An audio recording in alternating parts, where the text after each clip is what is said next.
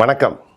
என்னுடைய பதிவுகள் எல்லாமே அனுபவத்தின் வாயிலாக உணரப்பட்ட விஷயங்களை மாத்திரமே நான் முயற்சி பண்ணி எனக்கு அது பொருந்தலையான்னு பார்த்த பின்னால பகிர்ந்துக்கிறேன்.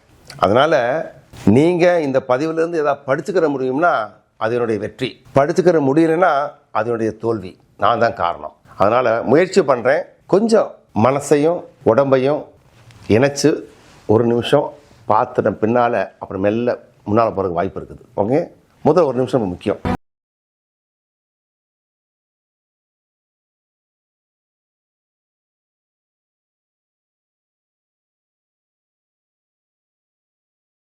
இந்த உலகம் என்ன செஞ்சாலும் சொல்லும், கேட்டாலும் சொல்லும், கேட்கலனாலும் சொல்லும்.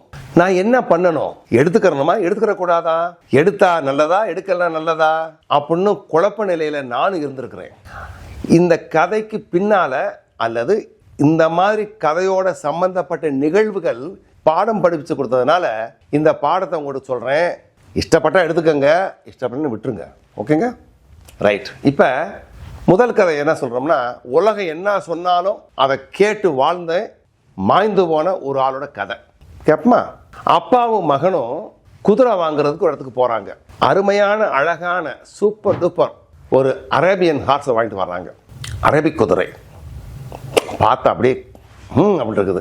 வாங்கிட்டு வர்றவங்க என்ன பண்றாங்க, ரெண்டு பேரும் குதிரையை நடக்க வச்சு இவங்க சேர்ந்து நடக்கிறாங்க. வழிபோக்குற ஒருத்தர் பார்க்குறாரு, முட்டா பாய மகங்க குதிரையை வாங்கி நடந்து போவாங்களா யாராவது அப்படின்னு சொன்ன உடனே ஐயோ சரிதானே அப்படின்னு சொல்லிட்டு அப்பா ஏறி குதிரை உட்காந்துக்கிறாரு.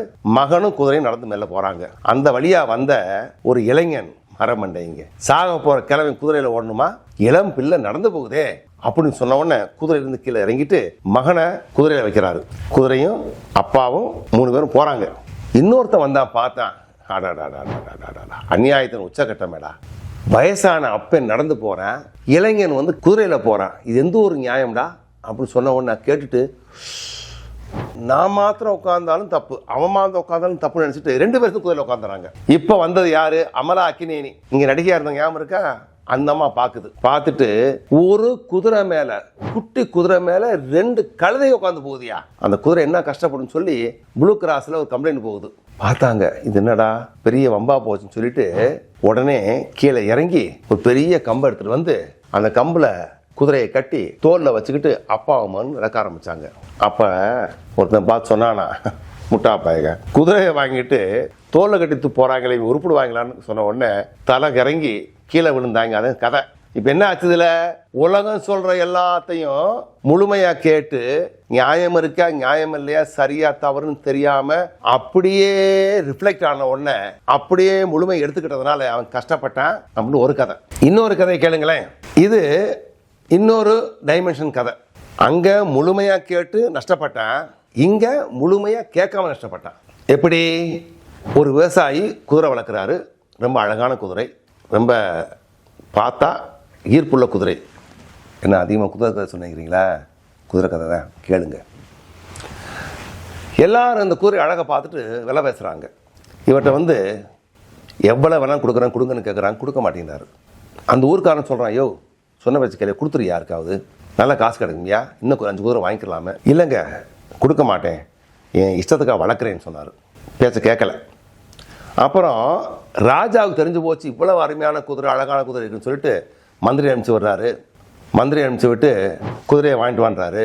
அப்போ ராஜா அனுப்பிச்ச மந்திரிகிட்ட இதே சொல்கிறாரு, நான் குதிரையை கொடுக்க மாட்டேன்.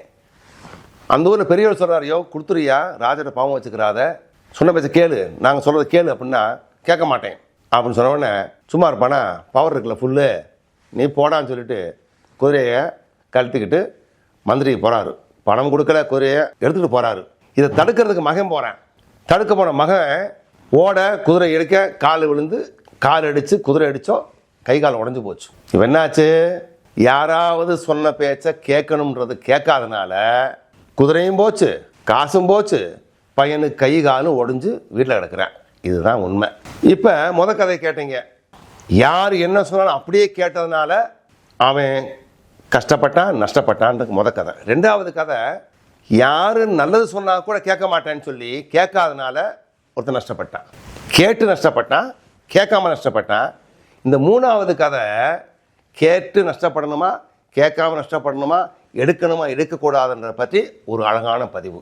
இதில் நீங்கள் உனக்கு நீயே நீதிபதி அப்படின்ற கருத்தின் அடிப்படையில் ஒரு கதை என்னன்னா, முற்றும் துறந்த முனிவர். அப்படின்னா எந்த விதமான ஆசாபாசங்கள் இல்லாத, எந்த சௌகரியம் வேணாம்னு சொல்கிற ஒரு முனிவர் தன்னை ஊரில் இருந்து பிரயாணம் பண்ணி எங்கே போய்கிட்டு இருக்கும்போது களைப்பாயிடுறாரு. அந்த ஊரில் வரப்பு இருக்குது, இப்போ நடந்த ஊரில் வரப்பு, அந்த வரப்பு இருக்குது. கொஞ்ச நேரம் ரெஸ்ட் எடுக்கணும்னு சொல்லிட்டு வரப்பு மேலே தலையை வச்சு ரெஸ்ட் எடுக்கிறாரு. வழியாக போயிட்டு இருந்த 2 பெண்கள் முனியை பார்த்துட்டு ஒரு பொண்ணு சொல்கிறா, சாந்தமான பொண்ணு, ஆஹா எவ்வளவு ஞானம் பெற்ற முனி, தலைன்னு கூட இல்லாமல் வரப்பில் தலை வச்சு படுத்திருக்காரே, ஆஹா என்ன கருணை பெற்றவர், எவ்வளவு தியாகம் பண்ணுறாருன்னு சொல்லுச்சு. கூட இருந்த பொம்பளை இன்னொருத்தி, இவனா முனி, எல்லாத்தையும் விட்டவன் தலையாட வேணுமா, அவனுமே தலையின்னு சொன்னால் வரப்பு வச்சுக்கிட்டாரா, வரப்பில் இல்லாமல் படுக்க மாட்டார் அவர், இவெல்லாம் முனியா, நீ வாடி அப்படின்னு போகிறாங்க. இதை கேட்டார். கேட்டுட்டு ஆமா, ஆஹா அந்த பொண்ணு சொன்னதில் சத்தியம் இருக்குதே, உண்மைதானே, வீட்டில் தலையணையை விட்டுட்டு வெளியே வந்தவன் இங்கே வந்து வரப்பு எனக்கு ஏன் தலையணையாக இருக்குன்னு நினச்சேன் நான், தேவையில்லாத விஷயம், நல்லா சொல்லிட்டாலே தெய்வமே, நீயே வந்து அந்த பொண்ணா வந்திருக்கியா தெரியாது அப்படின்னு சொல்லிட்டு வரப்புல இருந்து தலையை எடுத்து கீழே வச்சு தூங்குறாரு. போன பெண்கள் திரும்பி வர்றாங்க. திரும்பி வர பார்க்கும்போது இப்போ வரப்புல இருந்து தலையை எடுத்து கீழே வச்சு படுக்கிறத பார்த்துட்டு அந்த சாந்தமான பெண் சொல்றா, ஐயோ ஏண்டி உருப்படி வாடி, ஏதோ அரை மணி ரெஸ்ட் எடுக்கிறதுக்கு தலையை வச்சு தூங்குனா அதுக்கு ஒரு வார்த்தை சொன்னேடி, பாவம். அதை கேட்டுட்டு அவர் பாரு கீழே படுத்து தூங்குறாரு. சொன்ன உடனே சொல்றா, ஆமா ஆமா பெரிய முனி, பொம்பளை வச்ச ஒட்டு கேட்கிறவன் இவன முனியாவே, உருப்புடுவானவன யாரு முனி அப்படின்னு சொன்னா அந்த பொண்ணு. முனிவர் கேட்டு சைலண்டா இருந்தாரு. பெண்கள் போயிட்டாங்க. இதுல நீதி என்னது, எடுக்க வேண்டியது எடுத்துக்கிறதும் எடுக்கக்கூடாத தவிர்க்கிறதும் தான் ஞானம். அவர் முனியா இருந்தவர் தலையணை வேண்டாம் என்று சொன்னதில் நியாயம் இருந்தது, எடுத்துக்கிட்டாரு. இவனா முடியா ஒட்டு கேட்குறான் பொய்க்காரப்பாய அப்படின்னு சொன்னது எடுத்துக்கிறல, எடுத்துருந்தா சண்டை போட்டிருக்கணும். இந்த ஞானம் இருந்தால் வாழ்க்கை அருமையாக இருக்கும். உலகம் 1000 சொல்லட்டுமே, உனக்கு நீ நீதிபதி என்ற விஷயத்தில் இங்கே எங்கே எப்பயுமே எந்த இடத்துலையுமே உங்களுக்கு தேவையானதை எடுத்துக்கிட்டு தேவையில்லாத விடுறதா ஞானம்.